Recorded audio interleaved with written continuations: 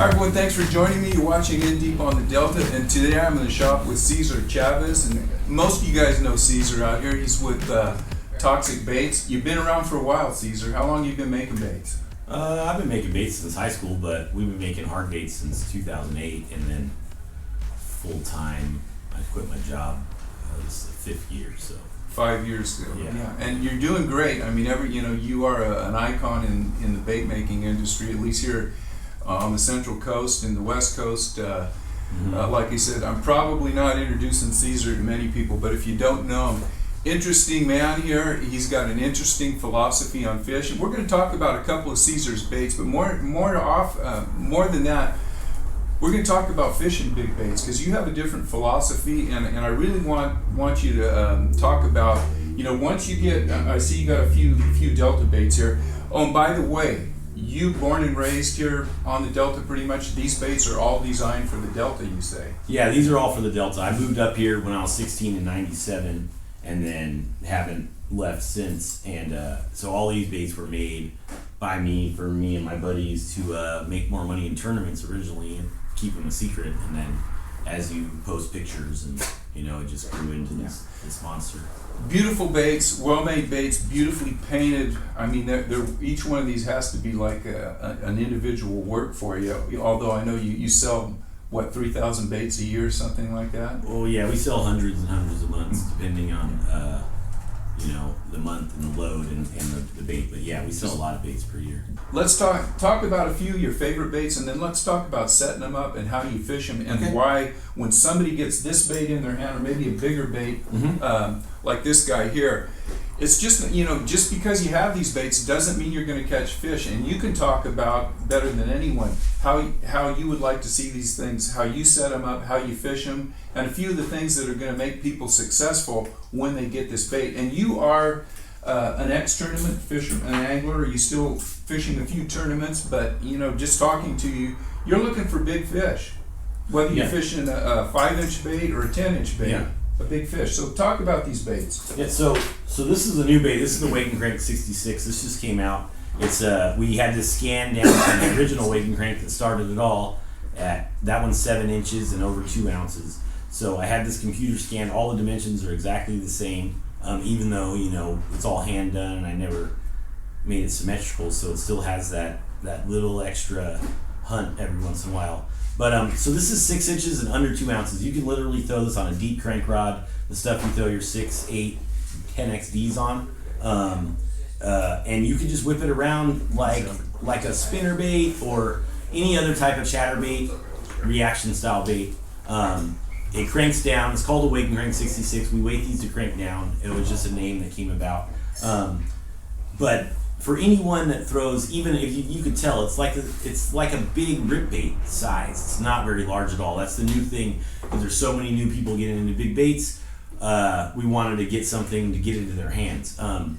Now, when we were talking earlier about the philosophy, especially these baits, this bait or say this other bait, my whippersnapper, this is one of my most popular baits. The kayak guys love it. Guys who aren't into big baits, they like that little gill bait because it is substantial, but it's still short and small. It's fat. It gets big bites. It gets bites all day. So when you're using these baits, if you don't overthink it, you'll be at an advantage. There's no wrong way to fish them. You could burn them. You could twitch them on top, burn and pause. The same way you would fish a reaction style bait. That's what you're getting baits on this. People will get a swim bait in their head, and you think a Huddleston or a soft swim bait, and it's a slow retrieve, and it's a natural presentation that the fish keys in on and moves to grab. The hard baits are more, it's like a plug. It's basically a plug, like what we used to say back in the day. It's just a plug. You throw it out and you reel it in, and it elicits reaction strikes because it has, it has these characteristics that fish key in on, like vibration with their lateral line, or flash when you pause it and the side rolls. So we offer these smaller baits to get it, because there's so many new anglers to get in, and they're very versatile, very easy to fish. So Cesar, with this, for some of the guys that may not realize, the weight on this bait is about 1.8 ounces. 1.8 ounces. You can throw it on a medium heavy 7 foot, 7'3" rod. Is that what you're? I throw mine on a 764 iRod Kaimana. So it's just that's a very basic conventional style rod. 200 reel. I use 100 style. 100. Okay, yeah, I don't. With the new reels, I've been doing big baits exclusively for probably about a decade. From the difference from then and now is a huge difference. All the equipment now is so good. You don't really have to overthink it, especially with this stuff. That's why I say just grab your flipping stick and go to work. How about braid or mono, or braid to mono leader, fluoro? What do you do? I don't think it matters. I used to use P-line PF. It's regular co-poly. I don't like straight fluoro, just a personal preference. You could use straight fluoro. I don't think it really depends who you are. Now I'm on braid to saltwater fluoro leader. Because if you do braid to leader, remember, don't use regular fluorocarbon. You have to use shock leader, fluorocarbon shock leader that you use in saltwater specifically for being a leader. That way it has stretch in that 4 or 5 feet of line. How about when you're using just your straight mono or fluoro? What pound test are you using, and what pound test do you recommend for? So on this bait, since it's so small and it's kind of a delicate bait compared to other baits. I would say, I always say the lightest as possible, but like 17 pound would be optimum for this. 20 is probably as heavy. I fished it on 25. It still fishes fine, but it looks kind of wonky. And then with this bait, this is 3 ounces. I do mine by ounces. So this is 2 ounces. Once I get up to 2.5, 3 ounces, I use 20 pound. And then with a big wake like this is 4 ounces, 20 to 30 pound co-poly. I think it's all preference. Like if you don't feel comfortable throwing 20, go ahead and throw 30. Especially with the wake, I guess maybe it doesn't make a difference. My philosophy is everything makes a difference, but I rarely throw less than 20. Let me take a look at that, man. That's a beautiful paint job. That's an image bait. Wow. We actually imaged it. That's from a photo that we imaged on and then paint. We do that in conjunction with an underground supply co that's ran by Swim Bait Underground. What do you call in this particular bait, this color? It's a glimmer shad. It's what it's called. Glimmer shad. It's just a Wade Hogs with that shad image. So you can get into the ball game with regular equipment for these smaller swim baits. Yeah, for this size here. Yeah. That size there, you're going to want to step up to. When you get to 4 ounces, say my Wade Hogs, I recommend rods that are rated from 2 to 6. There's any rod that you want to say 2 to 6 ounces. I have a rod being released by iRod, should be here in June. It's called the Sniper Swim. It's made specifically to fish these baits, and the Delta, it's 70'6", so it's really short and dynamic for accurate casts. Lightweight, feels conventional. Are they going to have those anywhere in particular out here close by? All iRod retailers should have those. So Rod will have them out. Yeah, I'll have them in stock. We'll have them at the Bass Hole. You can get them online. Hopefully we get enough they don't sell out, but we're going to do a lot more information on them. But I think it's hard to beat a rod in that range, right? 2 to 6 ounces. You don't have to get an expensive one. Dobbins has cheaper models. Akuma, there's lots of options for people to get in the game. Talk about setting the hook on that rod with that. That's a substantial rod. Let's say you've got 18 to 20 pound test, either leader or maybe heavier heavier braid to leader.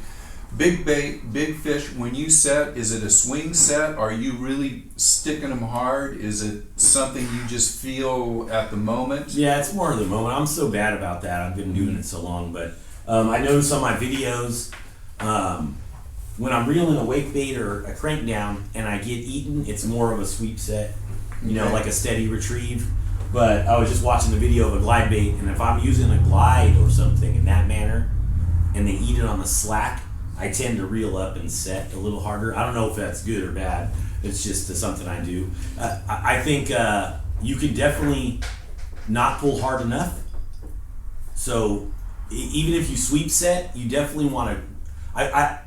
My main focus is coming tight with the reel. I think if you come tight with the reel and the rod loads up, once my rod starts to load with pressure from the fish, that's when I pull. It's the same thing when I punch. I don't set the hook when I punch. If you have a Snell hook, you don't need to do that. I just reel down tight and pull, and I lose like less than 1%. How about drag when you're making that hook? you have it tightened all the way down? Yeah, everything. Everything. Okay, so you're not pinning that fish and then feeling the drag slip a little bit and then knowing you're I lost huge fish like that. You do. Too many times in cover. If you get them and you set the hook and your drag slips, it's not the slip. It's if your drag slips and you reel and you can't get any line, that big fish is going to shake its head like this, and it's just going to take advantage of the slack, especially in cover. Think about that, guys, because that's. I mean, I think Caesar put that in.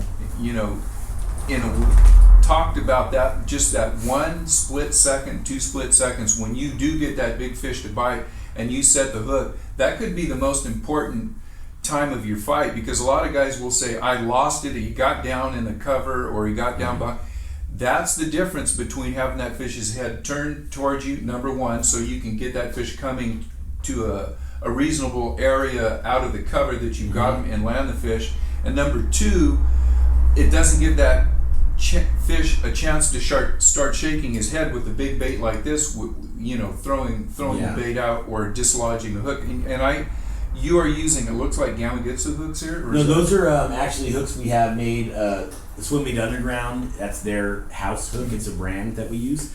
But personally, I use heavier hooks. I use 3X hooks on all my stuff because like I said, I target big fish. Yeah. And if you get an 8-pounder, it's not that these hooks aren't strong. Smaller size, smaller bait, right? You have them flexible. But what happens is these hooks will bury in the gill plates, in the face and the bone.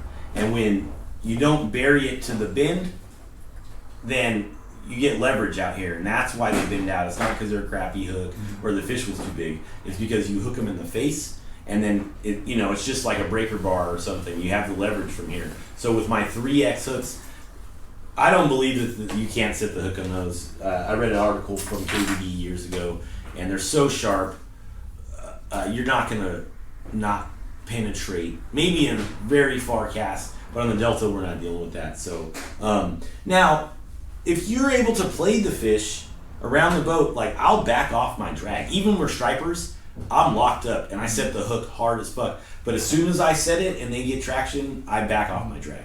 So I'm not, you have to know what you're doing, right? If you play your drag, you're good. If you're gonna lock your drag, have your net right next to you with these. Net's very important either. I won't even fish without a net next to me. So and guys, the novice anglers, think about that. Hook set, no drag, tight, get that fish pinned. Once it gets to the boat, you can always adjust that drag. In case he makes a run, he can drop that fish can take a little line out, and you can, it takes some doing it. You got to catch a few fish every now and then to know exactly how much to loosen that drag up. You don't want to loosen it up to let the fish go down to the bottom, but if that fish makes that final run, 2 runs, whatever, he can turn his head. And that way, he's not going to have that super violent hook shake until you get it to the net. And hopefully the guy in the net's going to have that fish scooped up by then. That's the only thing I say. I think that's really important for success, right? Like if you're going to throw these baits, and you are going to do that. The thing I would say is get your net next to you. And when you catch a small fish, net it. Net everything. Because when the big fish comes to the boat, you don't want to... You want it to be a natural progression in motion. Butch Brown preached a lot. For success, it's like when you play baseball, you practice how you play, whatever it is. You want to net that. So when you have the chance to catch an 8 or 9 pounder, 10 pounder, 7 pounder, whatever your big fish is, trust me, it doesn't come around. You don't want to have, you don't want to miss out because your net was back on the back deck, or it got caught up in treble hooks, or you forgot what side it was on. If you're going to invest in this, then just do yourself a favor and keep the net handy. That's my number one advice in practice. A big net. Yeah, I use a big hoop. You can get them at Walmart. They all have them at Walmarts. I've got them in Georgia and here, wherever I was. It's a Frabill. It's like $15. It's probably about this big. I don't like rubber nets because they are too slow in the water. Too much water resistance. The new nylon nets, they don't get hooks in them. You just scoop it up and it's very simple, light. I don't spend a lot of money on it. But you want it to be big. You don't want a trout net or ego slider net. For when you're working with someone, that's fine. If you're by yourself, you want a hoop. You want a big hoop on it. So. And the weight too. With I use both nets. I like them both, but I've netted fish for a long time, and I've done a lot of saltwater fishing. There's a whole different. You learn a lot from salt to fresh when it comes to netting, especially big fish. You don't fool around with them. You get them in the net, you get them in the boat. Too many guys are this. Oh, wait till he turns. Wait till he turns. When you got that, learning where that fish's head is and who's on the back of that rod and pitchforking that thing and getting him into the boat is I agree. super. There's a couple other things that we'll touch on quickly, and you really, you opened up my mind and maybe give me a little more confidence when it comes to fishing the summertime midday. I told you I do a lot of night fishing, and most of my big fish in the summer come after dark, and there's very specific times when I think a big fish is coming. You say you get a lot of your biggest fish middle of summer, middle of the day, midday. Yeah, especially if you get a good wind. The Delta, a lot of guys are like, man, the wind picks up at 2, 3 in the afternoon and it starts blowing.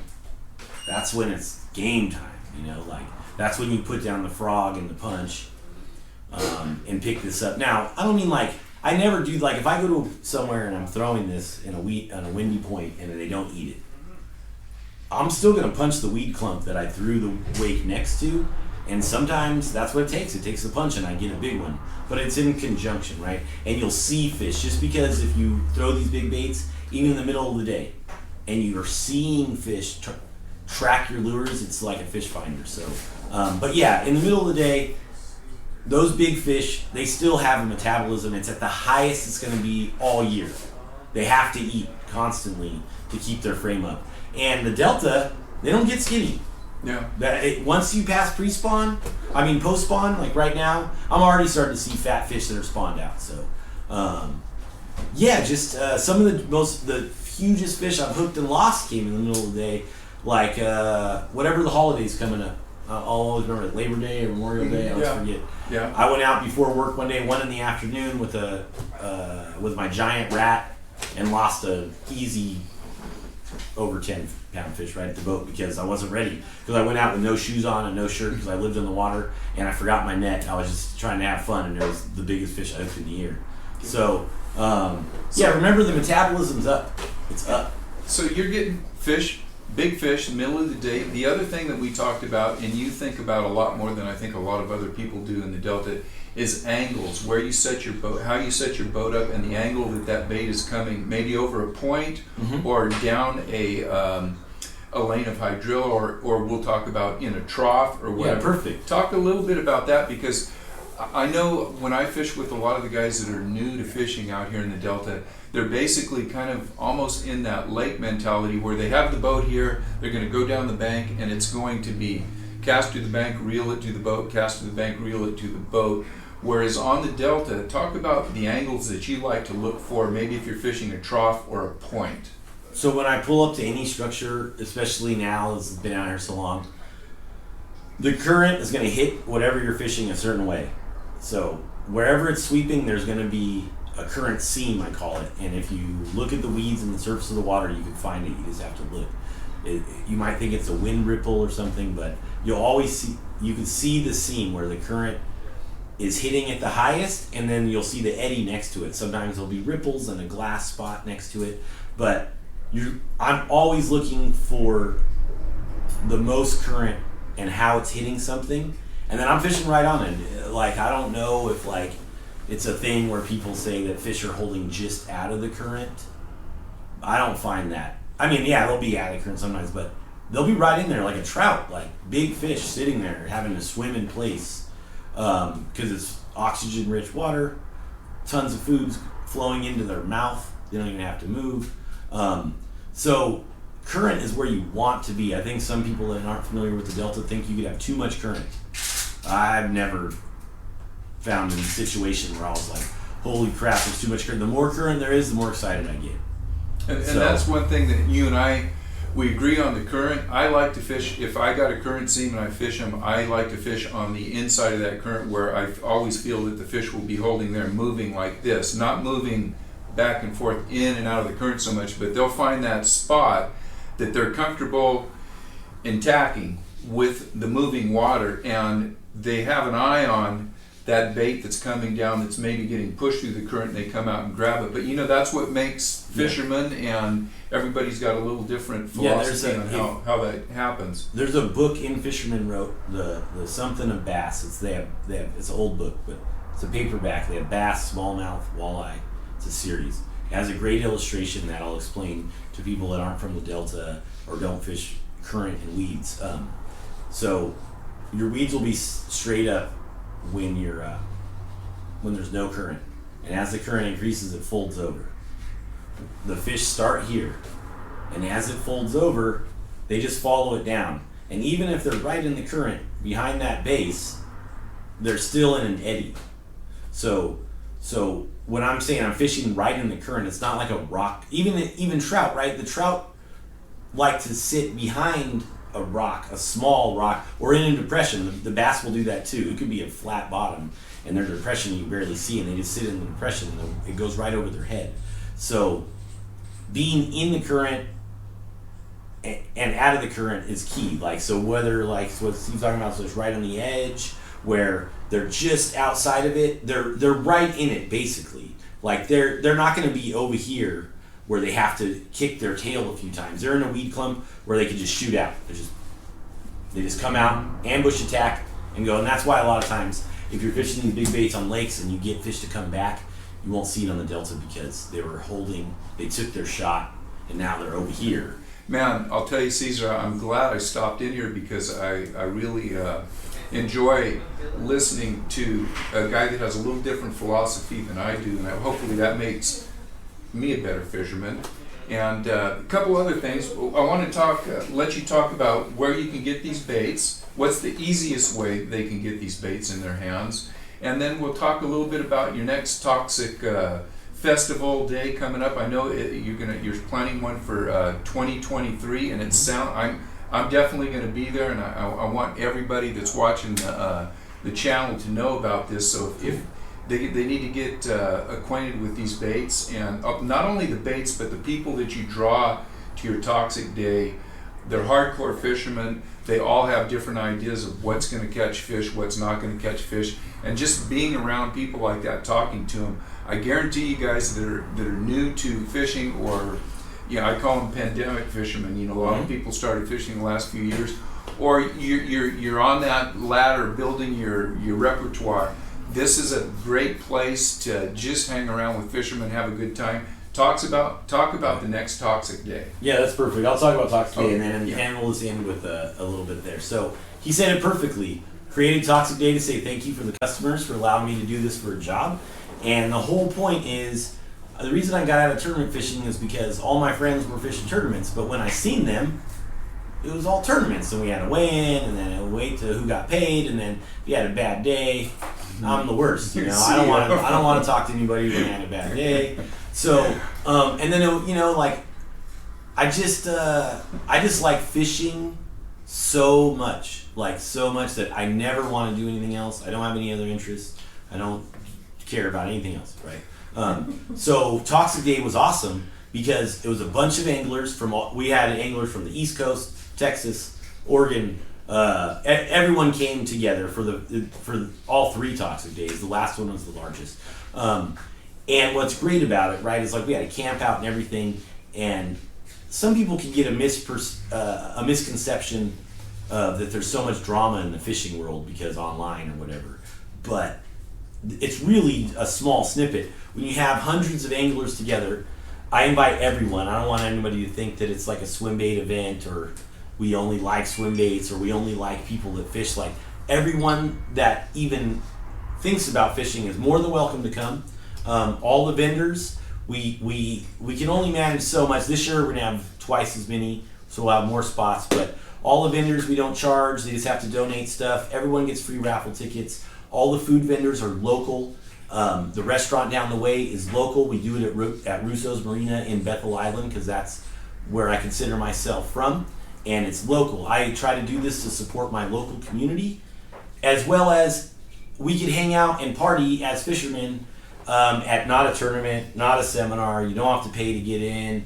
You just have to show up and be yourself. And if you want to stay for 5 minutes, you can. You can stay for 6 hours. And it's just about building community. And it started as a swim bait type community, but I'm more into just the fishing community as a whole. And it's free for the vendors, right? It's free for you have to contact me, and I'm going to ask you to donate some of your product because we do a raffle. Everyone that shows up gets a raffle ticket. They only get one. You can't buy extras, so it's fair for everyone. So we ask vendors, they have to donate products, and then we give them away. No one likes a raffle when somebody spends like $400 on the tickets and they win everything. Yeah. So it's just about building the community. So if you have a chance, it's a Russo's. We're going to do it spring 2023. Hopefully, I'll get more info. I'm trying to get a tournament permit. Those aren't available for next year yet. And I'm working with bigger sponsors. So we'll have areas, the logistics will be better, more food vendors.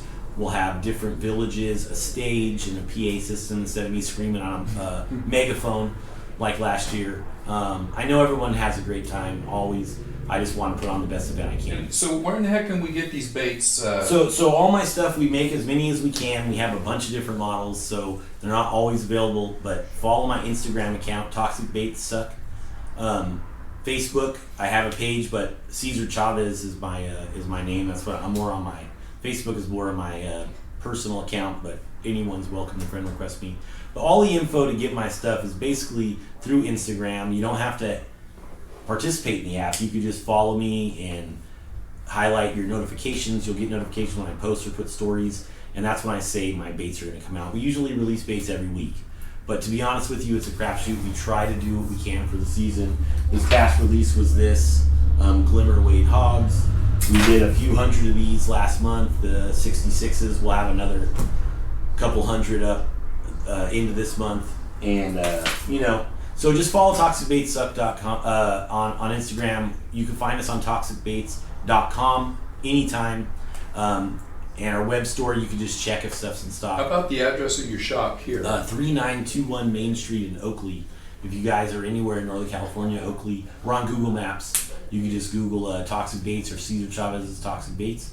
And we're open weekdays, Monday through Friday. And you can come in and take a look at the baits and feel them and touch them, look at the quality, talk to Cesar, and it's a good way to get acquainted with. If you're just starting out, maybe he can send you in the right direction of the first bait that you should have and how to set it up, just like we kind of talked to today. Yeah, we'll get you on some fish too if you're going out in the Delta. We'll tell you what's going on.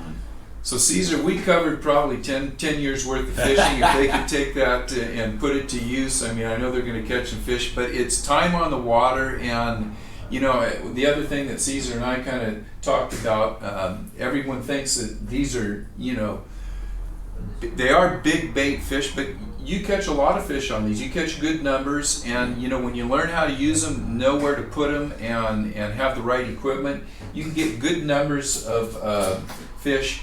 And use these as daily baits. But the best advice when you're starting in swim baits and you want to gain confidence, throw it so you know what it does. But when you look at something and you're like, man, there should really be a big fish in there, the bites come where they look like they should come. So if you don't feel like throwing them all day, don't be discouraged. Think you have to be a swim baiter. There's no swim baiter. Just use it as a tool. Like if you throw a chatterbait at a certain time, or a czar spook at a certain time, you can probably work these into your arsenal.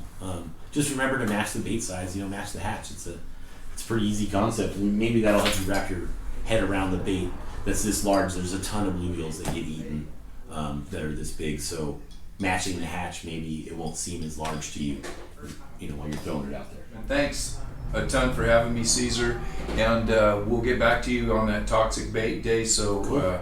I'm definitely looking forward to that. And you guys need to come in, say hi to Cesar, check out his baits. He's, not just a bait maker, but he's thinking about the future of the future fishermen and the guys out here that, just having a community of fishermen. Hopefully I'll get in on that, and can't wait to get out that Toxic Baits next year. So awesome. The festival. Thanks a lot, guys. We'll see you on the water.